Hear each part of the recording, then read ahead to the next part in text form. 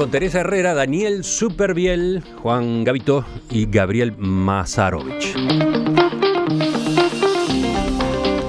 Vamos a salir de nuestro país, vamos a Europa, vamos a Alemania en particular y a Dresde, donde unas 20.000 personas participaron el lunes de una manifestación que pedía expulsar de ese país a los inmigrantes que han estado llegando en los últimos meses desde Medio Oriente. La marcha fue organizada por el grupo ultraderechista islamófobo PEDIGA, una sigla que en alemán significa Patriotas Europeos contra la Islamización de Occidente. Esta no es la única señal que se ha visto en los últimos días sobre el cambio que parece comenzar a producirse en la sociedad alemana respecto a la llegada de inmigrantes. Un par de datos más. El presidente de la Federación del Sector de la Construcción, Michael Nipper, dijo que no entiende la euforia carente de todo matiz que impera en algunos ramos de la industria alemana y de las federaciones económicas sobre el arribo de refugiados. Es ilusorio creer que se podrá encontrar rápidamente trabajo para los centenares de miles de personas que llegan a Alemania, agregó. El empresario también fustiga el optimismo del ministro de Economía y de muchos economistas que desde hace varias semanas sostienen que el aluvión de migrantes tendrá el efecto de un pequeño programa de reactivación sobre la economía de Alemania. Juan, tú querías empezar con este tema. Cómo no, porque tiene muy diferentes ángulos desde donde se lo puede analizar. El primero, diría yo, a mí me llama la atención que si bien es muy antigua la emigración, sobre todo desde Turquía hacia Alemania, Dinamarca y Suecia, toda esta corriente aparentemente mantiene su fe en el Islam, pero busca un modo de vida totalmente occidental. Va hacia el capitalismo floreciente y va hacia donde hay libertades, ¿no? Esa primera reflexión.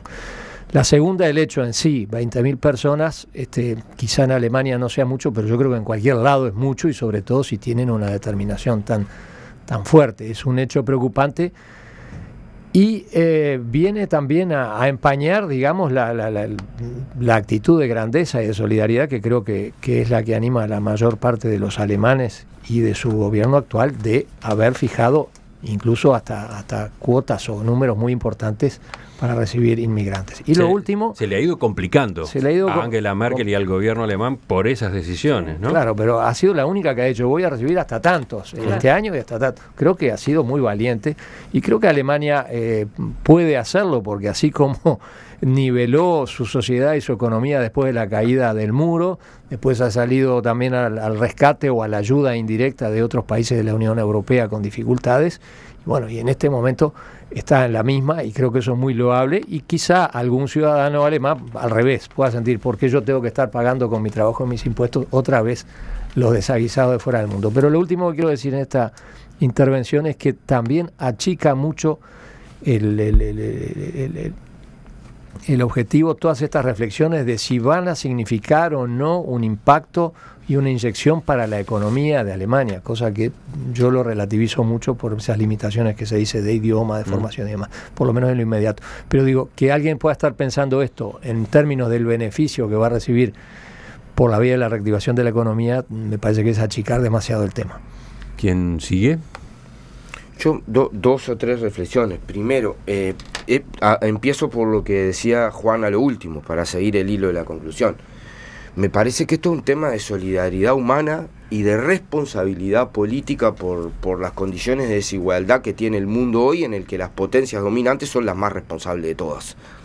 Y Alemania sin duda lo es, como lo es de Grecia, ¿no? Donde los bancos alemanes le prestaron al gobierno más corrupto de la historia griega sabiendo que no iba a pagar y ahora lo están masacrando y todo lo que le están imponiendo es para que cobren los bancos alemanes. Es decir, devolver un poquito de todo lo que les traen como una aspiradora al mundo me parece muy bien y me parece muy, muy loable el planteo. Por eso no entiendo, coincido con Juan, que aquí se hable de ver en beneficios económicos, ¿no?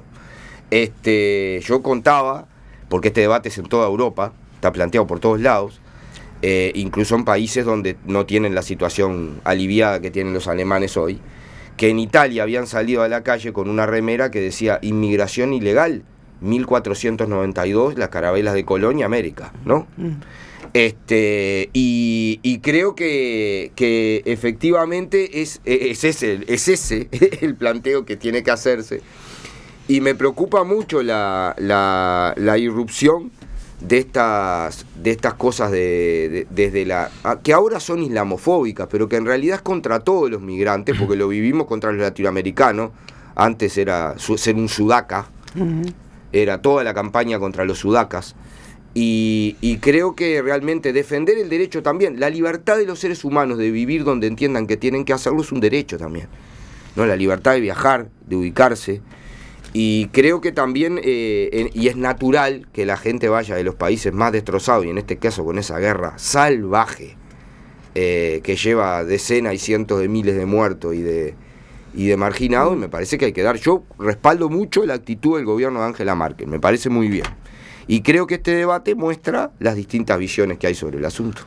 Sí, yo quiero tratar de hilvanar 2 o 3 pensamientos. Cuando leí El Quijote, me di cuenta que el tema que estamos viviendo hoy en Europa se vivía en la época de Cervantes, en ese caso en la península ibérica, ¿no? O sea, la relación entre el Islam y Europa es de tensión centenaria. Y no se ha resuelto, el diálogo intercultural, pueblos, es conflictivo, es tensionante y genera este tipo de situaciones.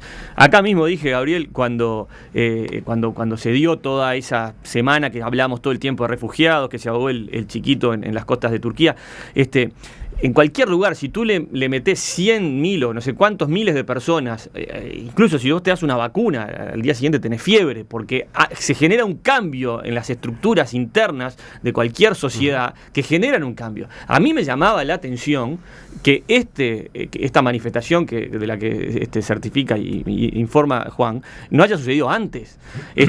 Lo que no quiere decir que la comparta, pero quiero decir que un movimiento un éxodo de este calibre humano genera consecuencias y genera inestabilidades porque genera desequilibrios, ¿no? No sé qué cantidad de manifestaciones han ocurrido, pero han ocurrido otro tipo de expresiones de rechazo.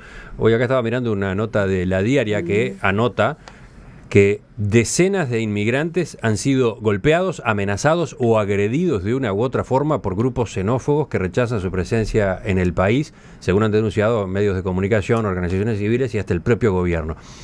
En el primer semestre del año fueron atacados 199 centros de asilo, más del doble de los ataques ocurridos en los primeros 6 meses de 2014, según el Ministerio del Interior. Y redondeo con una cosa, pero acá lo vimos enfrente de la Plaza de Independencia, cuando estaban los sirios acampando. La gente, yo estuve, les gritaba, ¿por qué no se van para su casa? Váyanse, ingrato. Entonces, no debería sorprendernos. Teresa. Ay, yo creo que esto tiene tantas vertientes, porque yo recién cuando hablaban del viejo enfrentamiento entre el Islam y Occidente, también me acordaba de los viejos enfrentamientos de las naciones europeas. Uno más actual, el tema con Cataluña, ¿no? Es decir, en Europa, tal vez como muy fuerte, está arraigado el tema de que, bueno, yo soy tal cosa y yo soy tal otra y yo soy tal otra y no decir, las fronteras como cosa cultural y como cosa ideológica y económica, es decir, me parece que tienen mucha fuerza y mucha tradición en Europa. Si a eso le agregas que todavía encima culturalmente son abismalmente diferentes, entonces claro, eso hace una irrupción que yo recuerdo en Italia, que es lo que más conozco, porque además tengo familia y todo lo demás allá, goteo permanente, ¿no? De la aparición de la gente del Islam, enfrentamientos hasta, te diría, en los parques públicos, entre niños, no entre niños, sino entre las familias cuando están jugando, cosas por el estilo, porque hay tradiciones bien distintas, ¿no? Y pensar también que además los que están llegando, y ahí es donde no entiendo muy bien, y creo que ese era el juego de Merkel, ¿no? Yo soy bastante mal pensada siempre.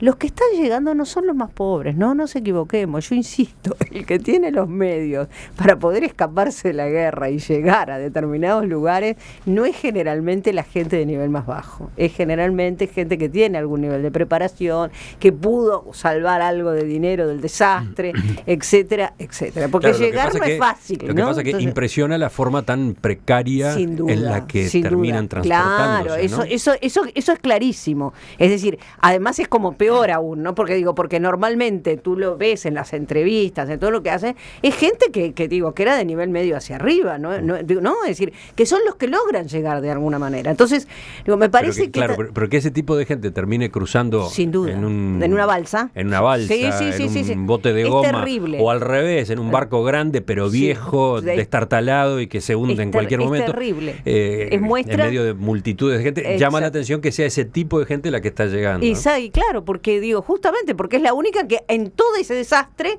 por lo menos tiene alguna forma de poder pagar. Todos sabemos muy bien, es decir, los que cruzan de México a Estados Unidos tienen que pagar, ¿no? Y si no pagan, después quedan esclavos el resto de su vida. Entonces me parece que eso también tenemos que mirarlo en ese contexto, ¿no? En el contexto de, cómo la guerra pone lo peor de la gente y cómo al final termina profundizando contradicciones que ya estaban antes y conflictos que ya estaban antes y que ahora se van a desatar. Yo creo que esto recién empieza, Yo creo que lamentablemente recién empieza.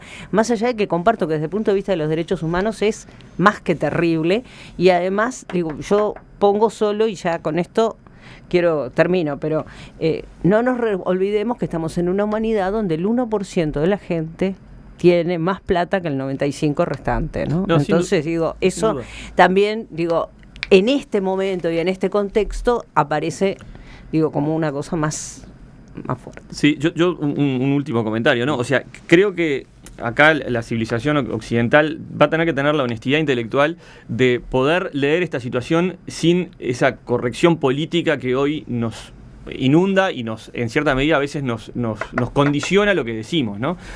Más allá de estar en contra de los grupos nazis de acá apando 10 vueltas, creo que tal vez el análisis de lo que está sucediendo también nos obligue a no ser solo que la culpa es de Occidente.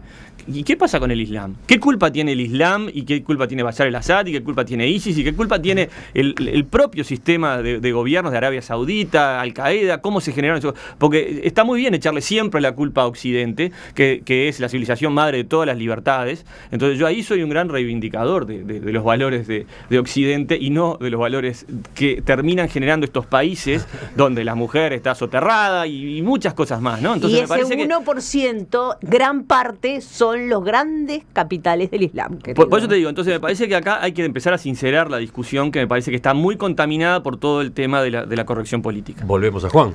Sí, en realidad yo pensé que Teresa, como socióloga que es, se iba a referir también al tema del perfil demográfico de los países receptores. O sea, lo que sí es claro que una inyección de gente joven y productiva en el mediano y largo plazo le va a venir bien a Alemania. En cuanto al capital que puedan aportar, no creo, más bien sería una cierta base de capital cultural, que es lo que les va a permitir yo me refería a eso. Insertarse. Y en relación a lo que decía Daniel, comparto totalmente y haríamos un agregado, aunque nos vamos un poquito de tema. Los millones y millones de dólares o euros que se están gastando en armamento y en la guerra, no solo vienen de Occidente, sino que del otro lado hay una cadena que los alimenta, y creo que sí, que efectivamente hay una responsabilidad muy grande que no se ha analizado suficientemente en los demás países árabes, que aparentemente son meros espectadores, y creo que son parte que debiera involucrarse mucho más.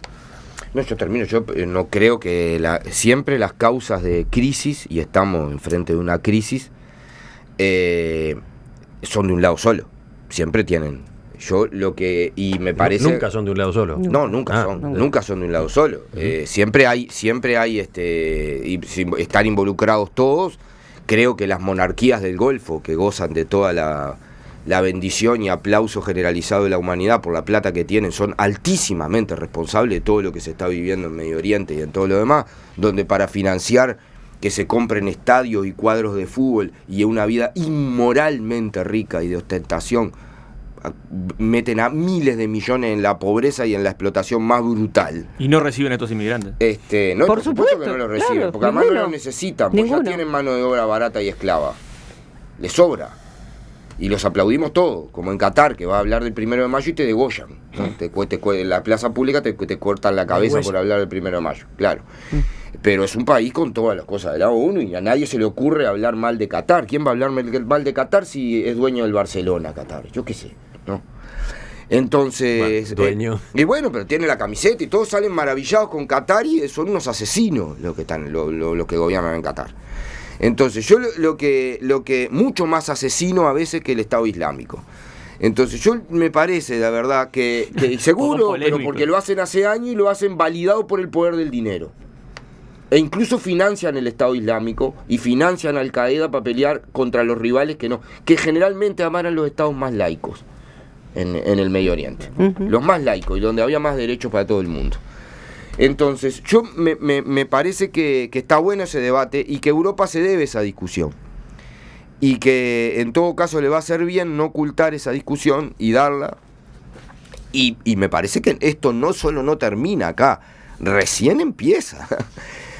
Si las crisis, si como está pasando de los países centrales donde estaba la crisis capitalista actual, este momento de crisis, se traslada hacia la periferia, que es lo que todo el mundo está intentando.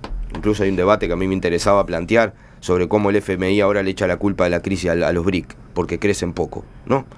Y fíjense que es para ese lado, de tirar hasta en la cultura, tirar la crisis a la periferia, va a haber cientos de millones de inmigrantes hacia los países centrales. Cientos. ¿No? Es así. Yo quería recomendar para echar leña al fuego este debate que me parece apasionante, me parece que es el Justo debate. cuando estamos terminando vas a echar leña al fuego. No, pero para pensando en los oyentes, ¿no? Oriana Fallaci al morir dejó 3 libros que anticipó todo esto que está pasando. Euravia, La rabia, el orgullo y la fuerza de la razón, que tuve el placer de leer y que me hizo pensar, y bueno, lo dijo hace 10 años y ahora está pasando lo que ella dijo, una pensadora impresionante. Totalmente, porque los italianos, insisto, son la puerta de todo esto, ¿no?